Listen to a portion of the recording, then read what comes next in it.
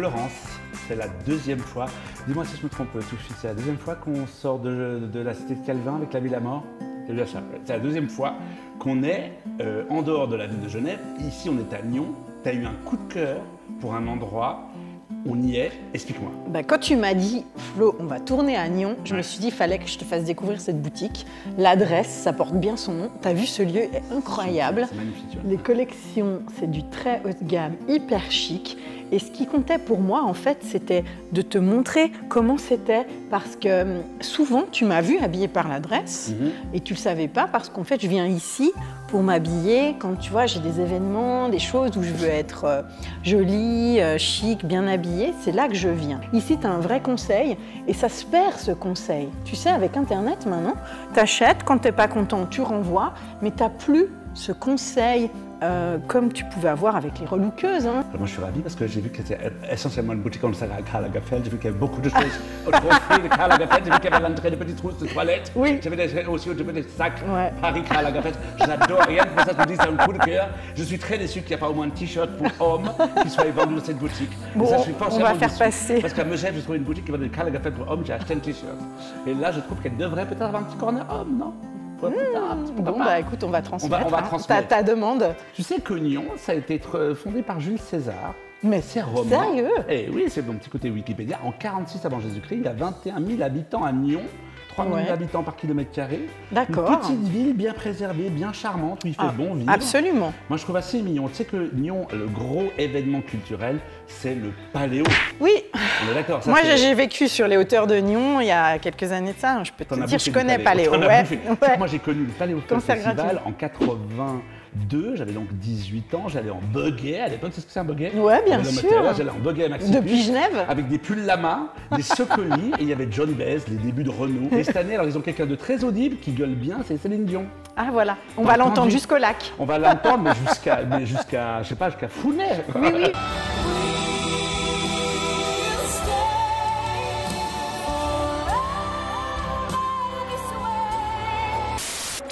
Est-ce que tu as un petit truc à me parler? Tu as eu un petit coup de cœur au niveau cosmétique, au niveau machin? Exactement. Écoute, parce que c'est vrai qu'on va beaucoup parler de beauté aujourd'hui. Oui.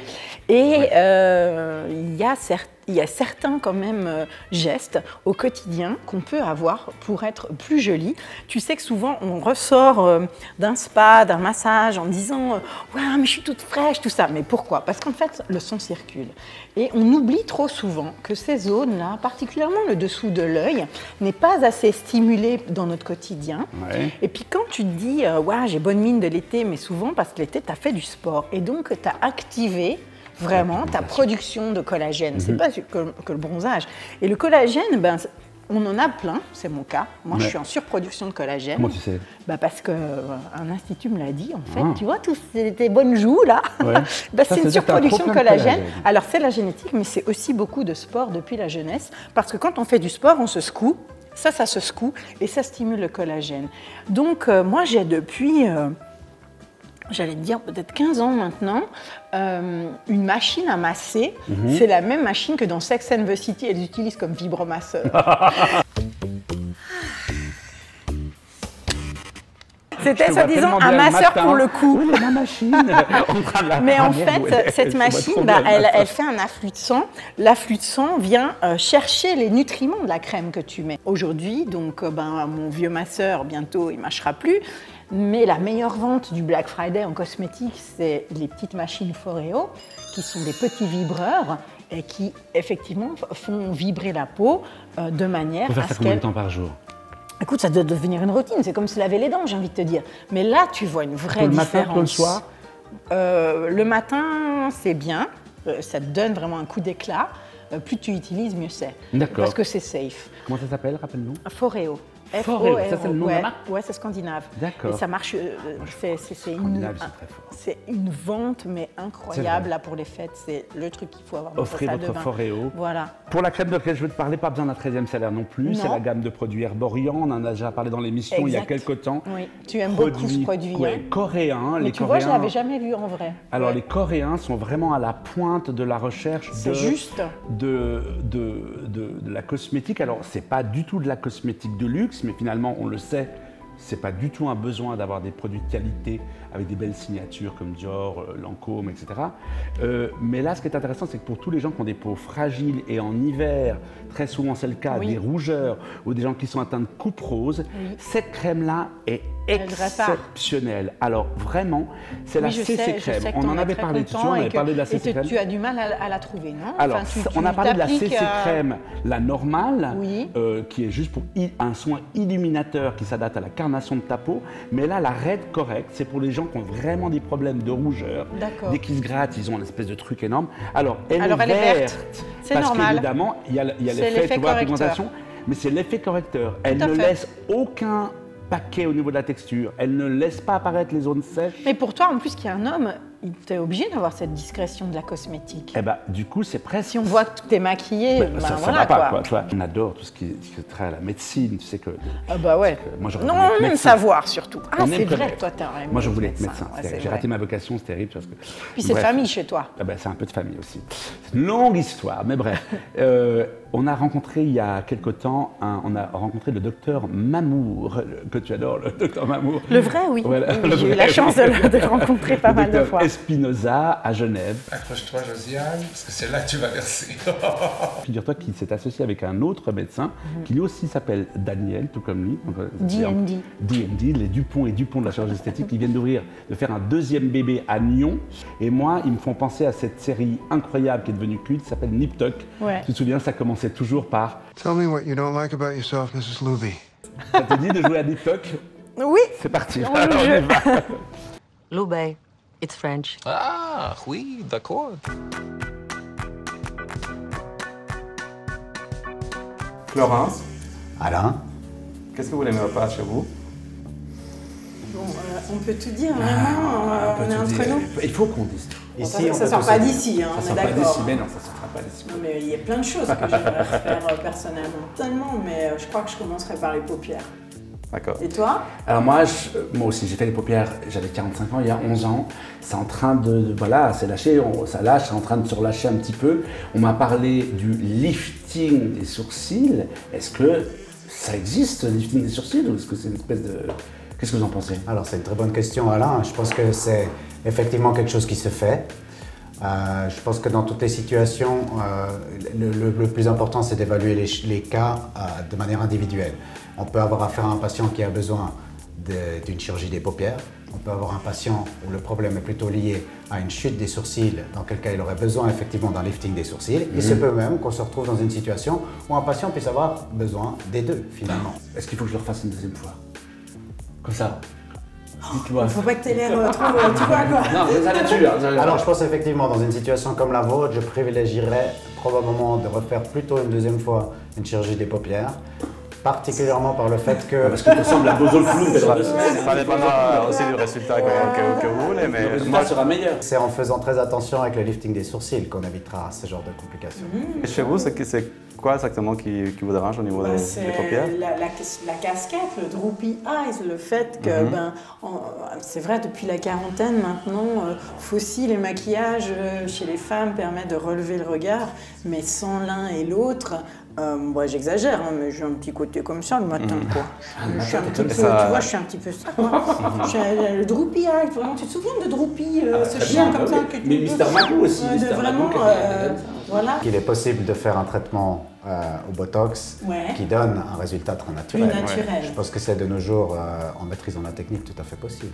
Oui, tout à fait. Mais c'est vrai qu'à un moment donné, la chirurgie s'impose comme celle chirurgie. Ouais, donc je ne couperai pas au fait d'enlever cette peau en fait en trop. Oui. Ouais. Moi, si j'ai pas envie de repasser par la case chirurgie, Daniel, est-ce que je peux me permettre de refaire des injections pour remonter jusqu'à quel point ça va solutionner sans passer? Parce que c'est vrai que, même si ça date de déjà 11 ans, j'ai pas forcément envie de repasser par cette case. Mais ça aussi, je pense que c'est une bonne question et c'est un sujet qu'il faut aborder. Tout dépend finalement de l'objectif que vous voulez vous fixer. Obtenir une amélioration par rapport à la situation actuelle, avec quelques injections, peut-être un mélange, peut-être un subtil cocktail entre un peu d'acide hyaluronique, un peu de Botox, améliorera clairement la situation. Mais le fait de combiner les deux traitements, c'est probablement même ce qui, de nos jours, vous donnera les résultats les plus naturels et les plus convaincants. Bien que l'injection doit être refaite régulièrement, donc à moduler avec le budget sûr, en fait, ouais, et oui, puis l'immobilisation que tu peux te permettre. C'est vrai que du coup, tu as toujours à l'esprit de refaire ton injection, Oui, c'est vrai. alors que si tu passes par le bistouri, tu l'as vu, tu as été C'est tranquille clair, des c'est années. clair si quoi. vous voulez que c'est deux aventures complètement différentes. Ouais. Et puis certains patients aussi, en fonction de leur personnalité, quelque part, vont être plus enclins à choisir l'un ou l'autre des traitements. Parce qu'une gléno, c'est amorti sur 2 ans, 3 ans d'injection, à peu près. Environ. Environ, C'est juste. hein. Oui, c'est à peu Après, il y près a des ça. patients qui viennent avec des expectatives trop hautes qui ne pourront pas être atteintes avec des simples injections et où la chirurgie s'impose Elle clairement. s'impose clairement. Et on doit leur dire, c'est notre devoir de leur dire, écoutez, ça, sans opération, vous ne pourrez pas avoir. Ah oui, ok. Et donc, vous avez dit que ça se passait très rapidement. J'ai pas besoin d'aller à l'hôpital. Il n'y a pas tout ce cérémonial protocolaire d'une grosse opération, en fait. Non, c'est une petite intervention qui se fait sous anesthésie locale. On le fait habituellement dans nos blocs opératoires propres, que ce soit ici, dans notre clinique de Nyon ou à Genève. Vous en avez un ici, Oui. de bloc. Oui. Là, on peut y aller tout de Oui, suite. oui, on peut faire une petite visite si vous voulez. Bah ouais, non mais oui. Alors venez avec moi, je vais vous faire visiter. Avec plaisir. Alors on va commencer la visite par ici, Merci.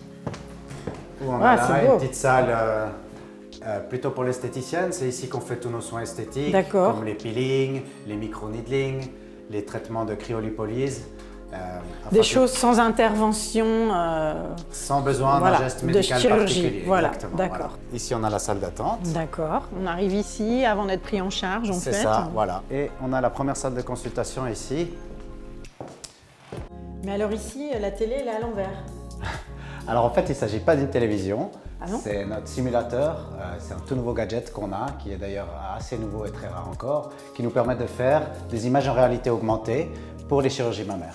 C'est super ça, parce qu'avant, comment on faisait pour avoir le volume, essayer de montrer, on ne savait pas trop. Est-ce que c'était trop peu d'implants, trop d'implants? Là, par Alors, rapport c'est à la clair. silhouette, on se rend compte tout de suite, en fait, par rapport aux hanches, C'est exactement si on ça. veut C'est équilibrer. très important pour un patient de pouvoir se projeter par rapport au Ouais. résultat qu'il aura.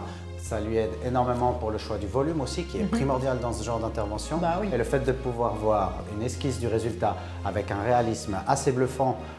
Vous pouvez imprimer ça, elle peut repartir avec. C'est des simulations qu'on peut oui. même vous envoyer par mail et vous pouvez Ah, jouer génial. avec, faire bouger. C'est vraiment très Non, intéressant. c'est un c'est quand système- même moins complexant que découper un magazine porno pour vous amener des photos de poitrine, pour vous dire non mais moi je veux ça, docteur. Bon, c'est pas Ah toujours oui, sur les- quoi, dans les enfin. magazines porno que Non, mais les gens vous découpent trouvez les où, images. des photos de poitrine. Mais effectivement, les gens, ils franchement. viennent avec des Vous exemples. voyez alors.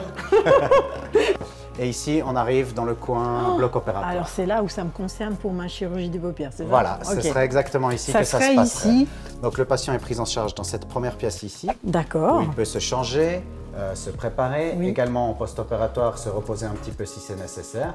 Le personnel, le chirurgien, les anesthésistes rentrent par Vous, ici, c'est par là. Ouh là là. Alors ça, c'est inédit. où on a un petit vestiaire. Je vous D'accord. laisse avancer. D'accord. On a exprès essayé de laisser cette vitre pour que le patient puisse justement guigner à l'intérieur du bloc opératoire, mais au moment d'une intervention, On, on appuie sur le petit récupère interrupteur la pour- privacy. voilà, Ok. pour s'assurer d'une intimité complète.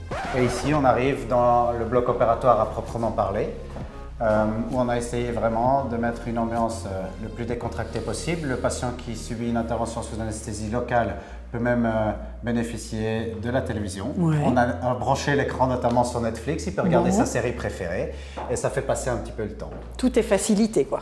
C'est vraiment le but. L'idée, c'est d'essayer de rendre le circuit du patient le plus facile possible et en faire éventuellement même un moment agréable. Docteur Espinosa, on a 2 exemples de patients qui sont de jeunes patients. Alors, ces 2 patients, un monsieur, une dame, ils ont chacun leur histoire. Cette histoire, vous avez écoutée lors de la première consultation.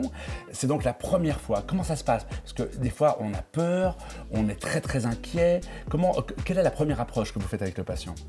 Alors tout d'abord, on doit bien expliquer aux patients, d'abord comprendre qu'est-ce qu'ils veulent, pourquoi ils font cette démarche et qu'est-ce qu'ils attendent comme résultat. Et en fonction de si leur demande, si on comprend bien leur demande, on pourra leur proposer un traitement. Et à ce moment-là, on doit bien leur expliquer en quoi consiste un traitement, quels sont les effets qu'ils verront et quels sont aussi les effets secondaires qu'ils pourraient avoir, petit bleu, etc. Il faut leur expliquer. Et après, il y a certains patients qui seront tout de suite mis en confiance et qui iront de l'avant. Pour d'autres, ce sera plus de temps, il faudra peut-être revenir une seconde fois. D'autres, il faudra leur montrer peut-être des exemples. Alors dans le cas de ces deux patientes, cette jeune femme, par exemple, elle est venue pourquoi à la base? Quelle était sa préoccupation?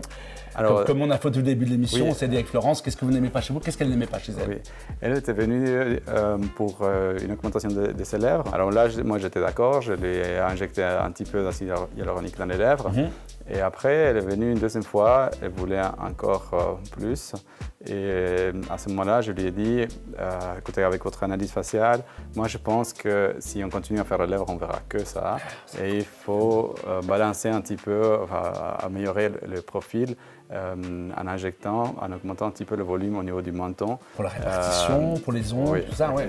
Et puis le jeune garçon, c'est un... Le jeune garçon, c'est un nouveau patient et lui, c'est un patient qui était très complexé par le manque de définition au niveau de sa mâchoire, au point de porter toujours une barbe pour cacher un petit peu ses défauts qu'il est complexé. Et donc chez qui on lui a conseillé de faire quelques injections au niveau de l'angle de la mandibule et du menton pour améliorer cette définition. Donc là on redessine la mâchoire, on arrive avec des injections, avec des volumateurs, c'est ce que vous appelez ça comme ça, à redonner des formes en fait, c'est ça? Exactement. Aujourd'hui, on a, depuis pas très longtemps, des injectables qui peuvent très bien définir les volumes qui sont un peu plus épais, qui sont vraiment destinés pour le bas du visage. Et c'est ça qu'on va faire un petit peu, cet exemple qu'on va faire aujourd'hui. En tout cas, vous êtes très convaincus, on va voir les images tout de suite. Ouais.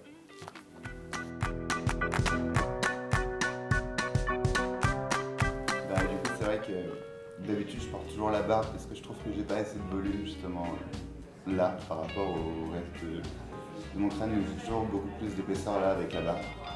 Et du coup voilà, c'est pour ça que je voulais vraiment avoir un peu plus de volume au niveau de la mâchoire pour avoir une mâchoire un peu plus masculine. Ce que je propose dans votre situation, c'est d'attaquer principalement ici avec redéfinir bien l'angle de la mâchoire, ici, d'accord? Ensuite, on va venir travailler un petit peu là, dans le creux de ce qu'on appelle l'abat-joue, qui est un peu l'excès de tissu là, d'accord? Et ensuite, bien redéfinir le menton, le projeter légèrement plus en avant, légèrement plus vers le bas, et venir estomper un petit peu ce sillon-là. Et c'est ce qui vous donnera probablement une ligne de mâchoire plus masculine.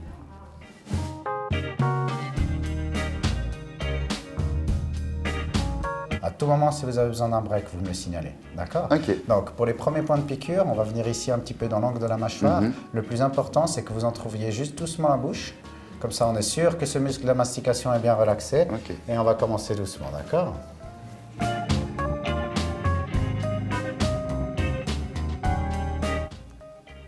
va pour l'instant?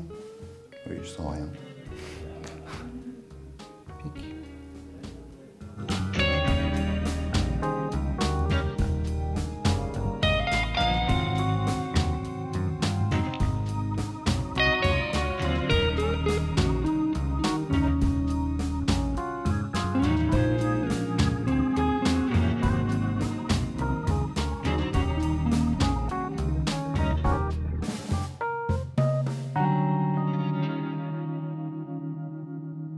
Chez cette patiente, on aimerait une augmentation du menton. Elle a déjà fait une fois recours à une augmentation de lèvres avec de l'acide, des injections au niveau des lèvres. Mais je lui ai conseillé que si on veut garder l'harmonie, il faudrait aussi augmenter un petit peu le menton pour que les lèvres soient moins visible et que ça fasse un résultat plus naturel. Vous allez sentir un petit pic, d'accord, pic.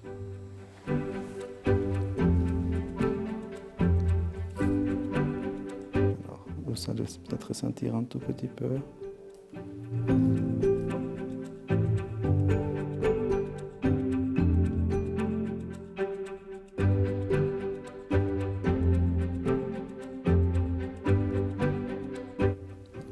Sentir un tout petit peu à nouveau.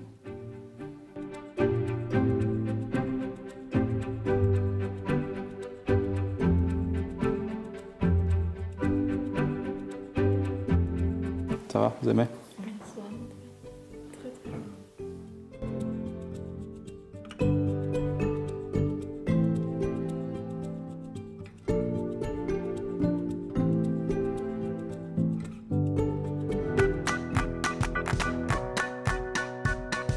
Florence, on a une nouveauté dans l'émission.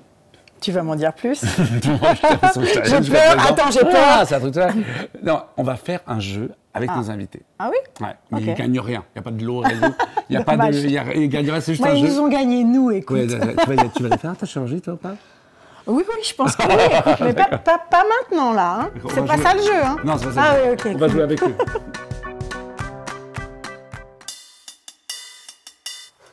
Kardashian. Dr. House. Gestalt. Georges Clooney. Catherine Deneuve. Catherine Deneuve. Audi Oh, R8. peut-être. Ouais. Boutique Hotel. C'est pas Désolé. Non, mais parce que là. Joker. Dr. Troy. Dr. Troy, pour moi aussi, on va se battre. C'est va. Chirurgie.